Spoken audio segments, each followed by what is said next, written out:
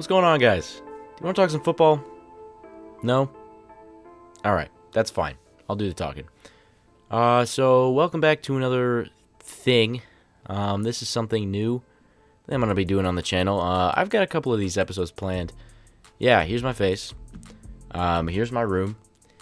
It's nice and cozy. Don't mind the giant microphone in the shot. Anyway, so today we're going to talk about, like I said, some football, specifically some NFL football, and we're going to talk about some top free agents at the quarterback position, specifically in this video. I've got this cute little slide for pretty much every position, including those special teamers, for all you fullback fans out there. And we're just going to talk for a little bit. So, yeah, I haven't posted anything in a hot minute, so I would appreciate it if you came out of the shadows and hit that like button.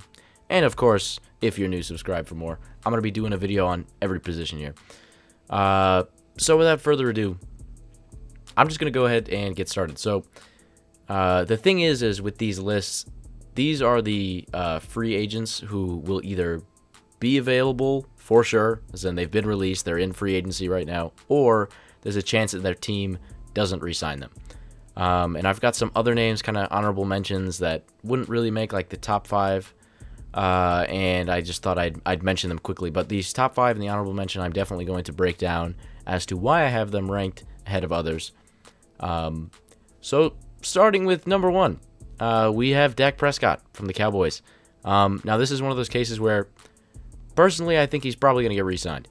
And I'd honestly be shocked if they don't re-sign him. I would say a long-term deal. I don't know when that'll come, but the franchise tag for sure for Prescott. So it doesn't look like he's going to be available, but in the off chance that he does become available, this is the guy in the offseason. Out of all these quarterbacks on this list, this is the guy for sure that you can count on 100%. There is no risk involved. You can build a franchise around him. Man, I mean, the Cowboys and the rest of the NFC East was as a joke this year. And, you know, it's a weird season, whatever. I mean, Prescott was having a pretty damn incredible year before he got hurt. And, you know, it's really unfortunate because one of the big knocks with Prescott that I think I and a lot of other people had before this year was that he apparently can't really win you a game. And when I say that, I mean make a comeback or lead a game-winning drive. You know, he's not a very clutch quarterback. So we thought, until this year, where he is single-handedly pulling for that entire team. He's breaking NFL records, you know, like most passing yards in a 3-game stretch and whatever. You know, he balled out for those first 3 or 4 games, however he played. I mean, that Falcons comeback was, I mean, whether or not you're the Falcons and you like to choke games, that was an impossible comeback, and it was all on the shoulders of Dak. I would say he's crazy for wanting so much money, and frankly, I don't think anybody's worth, you know, the millions of dollars that, like, Mahomes is getting paid. Just so you know where my biases are at, I'm a Bears fan first, number 2 Chiefs, my dad's from Kansas City, and yeah, I can assure you, I don't think Mahomes is worth $500 million. I don't think anybody's worth that much money. With that being said, Dak, when you take into account the market and how people are being paid ridiculous amount of money, I would say if he wants that huge contract, after those couple games even, he's earned it. I wouldn't say injuries are a thing you have to worry about. This is the only time he's ever missed playing time on a field, really. And it was a pretty gruesome ankle injury. You know, you had to get hit a certain type of way for that to happen. But yeah, I mean, I think that he definitely deserves a long-term deal. I would have said a year ago that maybe not. You could have probably gotten by. You know, he's more of a game manager. He can't really win you games. But I think just in that small sample size this year, you know, Kellen Moore was a great offensive coordinator. I think he should be the head coach. That's a different story.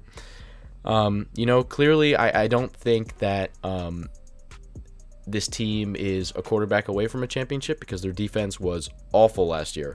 But if they want to get anywhere close to a championship, they need Dak. You know, and I guess the Cowboys picked 10th in the draft. So if they wanted to go a different route, they could theoretically go after a quarterback in the draft. But, I mean, especially just knowing how Jerry Jones operates and all that, they've kept him around for this long. After all of the fight that he put into just that quarter of a season last season, I mean, yeah, I'd keep him. But for any team that is looking for a quarterback, like, I'm not going to say the Bears because they don't have the money, and as of today, Wentz has been traded to the Colts. That happened yesterday or the day before.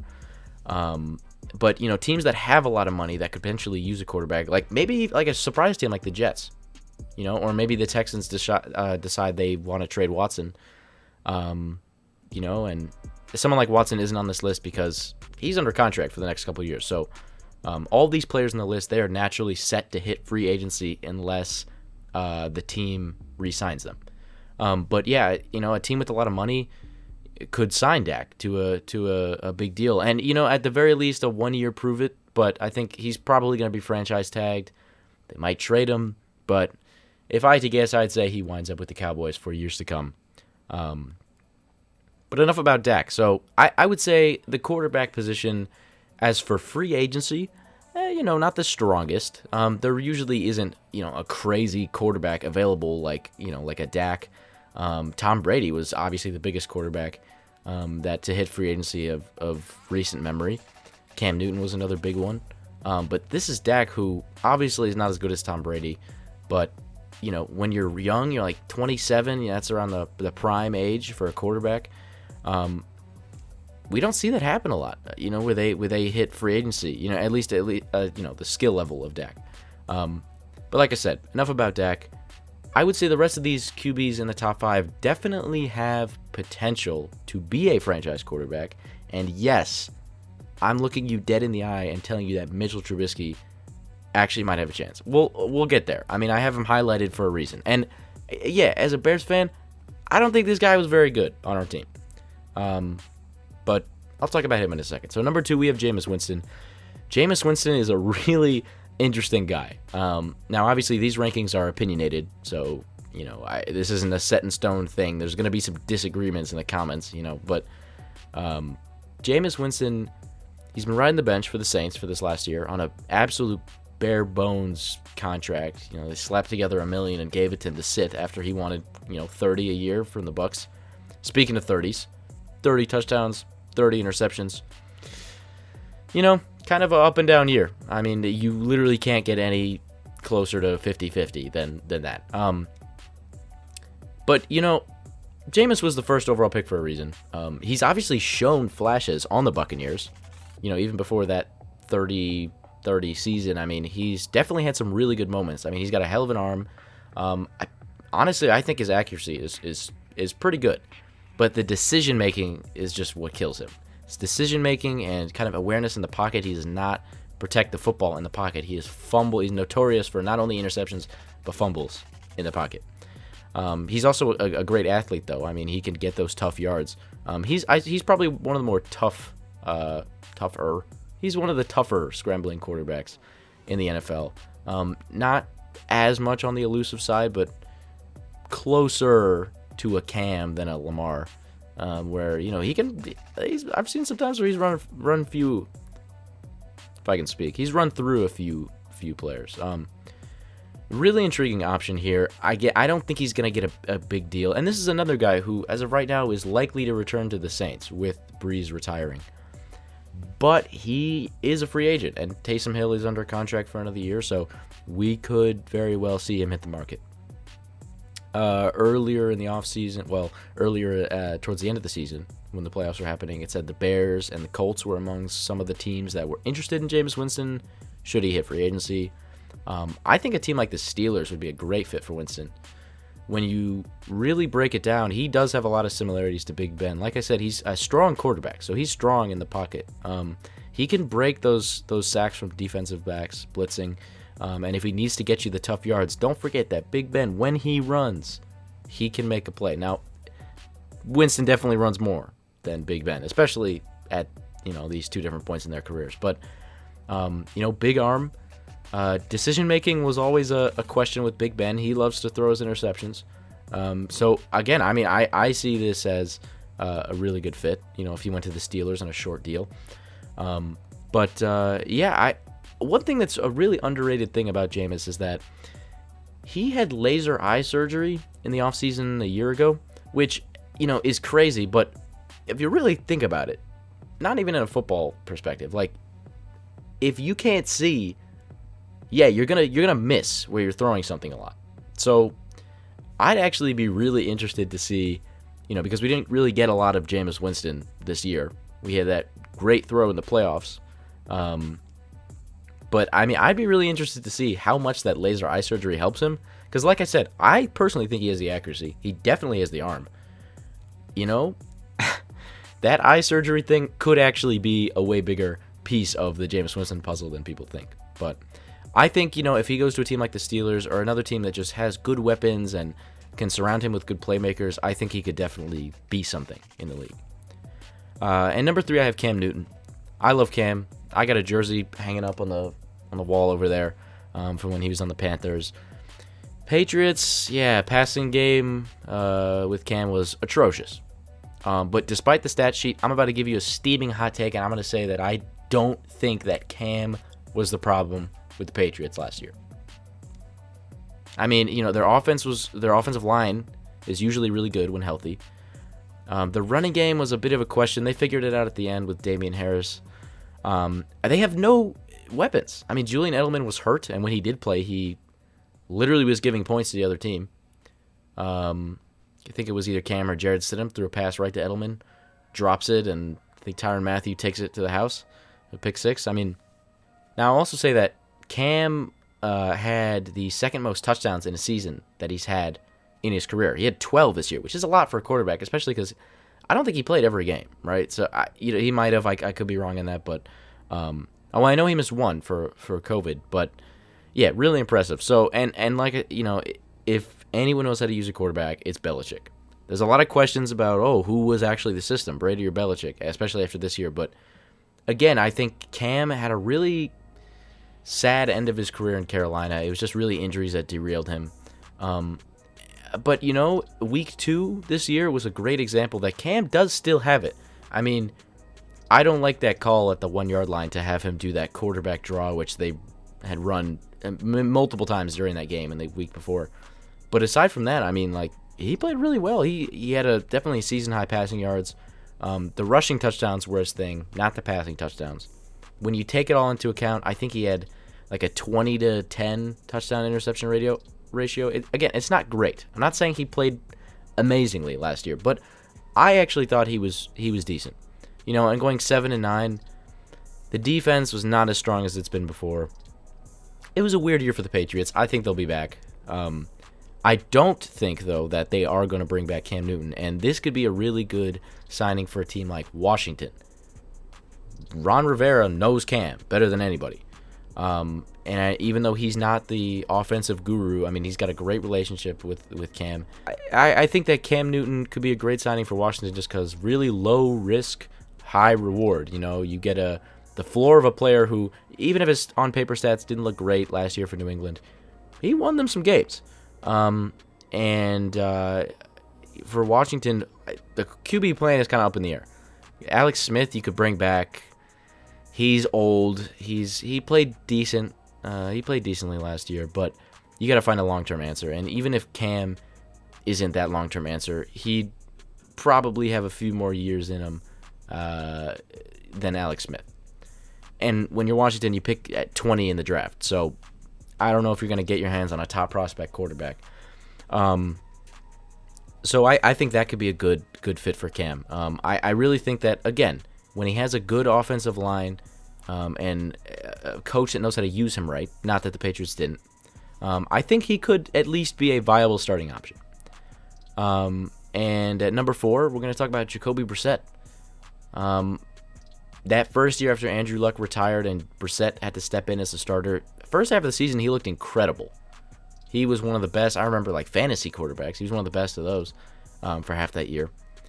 And then he sprained his MCL, tried to play through it for the rest of the year. He just wasn't the same. I think Brissett has shown some real promise throughout his career. Again, I think really the only for sure franchise quarterback on this list is Dak, but these guys like Newton and Brissett, they could win you some games, and they could be at least viable game managers. And Brissett, again, guy with a really big arm. They'd have him come in and throw the Hail Mary when Luck was still recovering from his shoulder injury, and Luck has, at one point he had one of the greatest arms in the NFL. So what does that tell you about Brissett? I mean, he can get it down there. Yeah, the accuracy for the most part good. He's fairly athletic, not a crazy scrambling quarterback, but he can get you those tough yards if he needs to. I don't think he's in the long-term plan for the Colts. And I say that even as a backup, because they had him around on a backup deal for a little bit. Now they have Wentz, and they got to be committed to Wentz. So I'd be shocked if Brissett re-signs with the Colts. I think there are better opportunities elsewhere. I mean, he could pull a Madden 17 and go to the Saints and win the 3-time MVP, 3 years in a row. If you know what I'm talking about, you can share my pain on that. Madden likes to pick players and make them great. But, yeah, I think Jacoby Brissett, again, could be like a team like a Washington, or, I don't know, he could even just be a backup for a team that has, maybe quarterback concerns like the Raiders. If Mariota gets traded, you could just have him as a good backup for Carr. And if anything happens to Carr, boom, there you go. I could see Brissett going back to the Patriots because he was decent there as well. I mean, they drafted him in the 3rd round, I think. So, again, viable starter potential, in my opinion, for Brissett. And he's almost guaranteed to hit the market, in my opinion. And number 5, probably our most controversial pick, my most controversial pick of the video, is Mitchell Trubisky. We all know the story. He's picked at number 2 overall, and he has been a dumpster fire of a selection. And laugh at me if you want, but I will say that coming out of college, Mitchell, was my quarterback 1 in the class. Like, I thought he was the most polished prospect. And believe it or not, I feel like that's not a bold take. I think a lot of analysts were in agreement that he looked like the most ready-to-play quarterback. And if you want to say Mahomes is the best from that class, obviously now. Come on now. But at the time, it was honestly a shock that he went in the 1st, and especially ahead of Watson. But, yeah, I mean, we can talk all about what Mitch has been. Made the Pro Bowl in a year he really shouldn't have. Should have been Matt Ryan putting up career numbers. But this year was a little glimmer of hope. And I think that he could have a Ryan Tannehill story sometime in his future. Not with the Bears, I can tell you that much. He's gone. He has zero interest in coming back, and I have zero interest in bringing him back. The Trubisky experiment failed. But, like I said, Tannehill, an offense that really just didn't fit. And frankly, offensive coordinators and play callers that suck at their jobs, which, Matt Nagy. Like I said, as a Bears fan, I got a lot of hot takes. I don't like Nagy. Don't like the play calling going on there. But, Mitchell could be, again, a low-risk, high-reward. He's at least a decent backup. I mean, there was like Lions game where he made a comeback in the 4th. And like I said, this year, when he's just doing the short to intermediate passes, he had a good stat line. Terrible deep ball, I will say. Terrible, terrible deep ball. If you want to say he outplayed Nick Foles this year, sure. But Nick Foles outplayed him in the deep ball department for sure. But, I'm not going to say too much more on this. I think that, compared to the other guys in this list, I think he's one of the guys who has the, I would say, highest floor. Maybe not Ryan Fitzpatrick. But in terms of ceiling, yeah, he's up there. I mean, like I said, he was picked at number 2 for a reason. He's shown flashes. He's a fantastic athlete. He is a very underrated scrambler. I mean, I think that he could work a lot better in a scheme that lets him scramble more. But he needs to develop into not a one-read quarterback because that's been his main struggle. And he's going to clean up some stuff like his feet have always been a problem, his footwork. But he's got the arm strength. The short accuracy is there for the most part. I think some things that could be coached, some things that maybe is just really scheme dependent. But again, could be a great backup signing. And if somebody goes down, you could see Ryan Tannehill. He could emerge as a really good quarterback. Who knows? And if he doesn't, then oh well, you're paying him, $1 million per year. So Next up on the list, honorable mention, we'll say Ryan Fitzpatrick. Now, the reason I have him as an honorable mention is because he's really old. I don't know if he's going to retire or, what. I mean, he's easily the oldest. I think he's like the second oldest quarterback in the league. Something like that. But, yeah, he's got his moments. I don't think I need to say too much about Ryan Fitzpatrick. I mean, he can show up in games and then vanish in the next. That's Fitzmagic for you. It's a vanishing act. But, in all seriousness, I would say for the Dolphins, he was really good when he needed to play the hero card if Tua was struggling. Frankly, there were times where Tua was really just figuring out some rookie stuff, and they just took him out anyway. They kept him on a short leash because they knew that Fitzpatrick could come in and save the day. There are a few times where he didn't, but, there's only so much you can do, like I said, as a 37 or 38-year-old game-managing quarterback. This is not a franchise option. As much as we love Ryan Fitzpatrick, he's not a franchise option. And like I said, he might not even be in the league next year just because of he might retire. He's probably got grandkids to look after or something. I don't know. So I would say, again, great backup signing, or like the Dolphins, if you need him to start, apparently he can win you some games. And if he can bring out a little Buccaneers Fitzmagic, then, yeah, you got yourselves a decent game manager. So could be headed back to the Dolphins, could be going somewhere else. Might as well, believe it or not, he's never played for the Browns, unlike every other backup quarterback to ever exist. So he could just go around there, and they seem like they got a good roster. Some other names that I will mention briefly: Andy Dalton. Didn't look amazing as a Cowboy. Didn't look terrible. Again, serviceable backup. I think all of the guys on this list will at least be on a team next year, assuming they don't retire, like Fitzpatrick. But, Andy Dalton, good backup quarterback, I would say.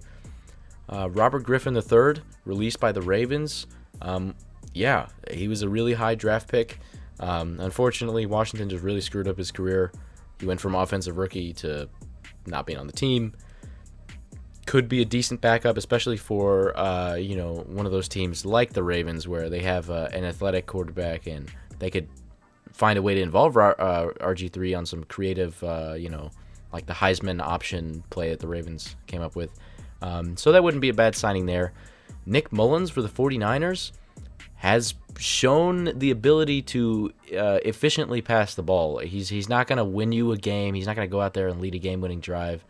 But I do think that he would be one of the premier backups in the league. He works really well under Shanahan's super quarterback-friendly offense, and he's learned a lot from being undrafted. He's learned a lot in that system since being undrafted, I should say. And so, I think he could go to a team and play a solid backup role. And last but not least, who should arguably be number one on this list? Are you tired of this meme yet? I'm not. Nathan Petergoat, the Peterman, MVP. I'm not even going to lie. I made this slide before he got re-signed by the Raiders, but yes, the Raiders re-signed Nathan Peterman to a 1-year $50 million. No, they gave him like a $500K deal. I don't know, but he's re-signed. I just thought it was good to mention him, that he'd be back with the Raiders because he's coming for that starting job. Mark my words. So that's going to be it. I hope you guys enjoyed. This is a little bit of an experiment, I guess, because I'm just going to post whatever the hell I want to post. And if you didn't know already, I love football. And with the draft upcoming, I'm going to be doing a ton of mock drafts and draft rankings for prospects. And like I said, I have every other position, a top 5, and in some cases a top 10 of players that are headed to free agency this year. So I will be rolling those out. But if you guys did enjoy and you want to see more football content or anything content, be sure to hit that like button. I'd really appreciate it. And if you're new here, you're coming here from a YouTube search saying top 5 prospects in free agency, then be sure to hit that subscribe because I got a whole lot more on the way. And with that being said, thank you all so much for watching. And I will see you in the next one. Hopefully not in 4 months. Peace. Damn, all these stars on my head. Okay, it's cool. Keep these eyes, keep me fresh. Chasing this truth.